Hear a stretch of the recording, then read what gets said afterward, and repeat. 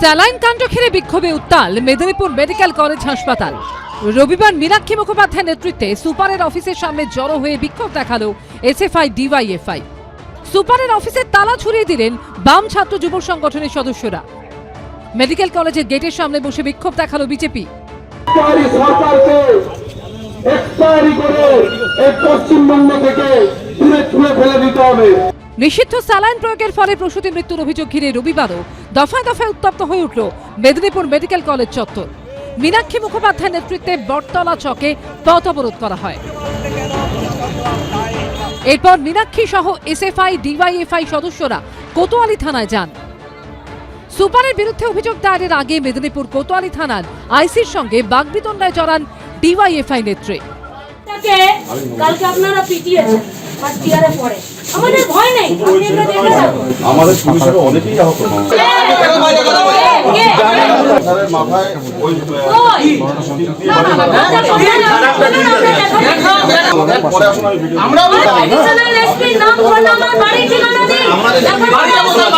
আইসিকে duty অফিসারের চেয়ারে বসিয়ে স্যালাইন কাণ্ডে সুপারকে গ্রেফতারের দাবি জানানো হয়।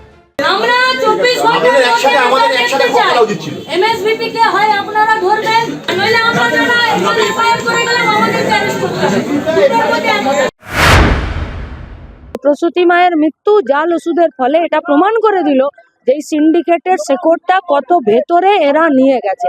কোন কোম্পানি তৈরি করছে, সেই কোম্পানি কি তৃণমূলকে আর বিজেপিকে এরা ইলেকটোরাল বন্ডের টাকা দিল? এর ভেতরে অনেক আছে, অনেক, কিন্তু মরছে আমাদের পশ্চিমবঙ্গের একদম গরিব প্রসূতি মায়েরা।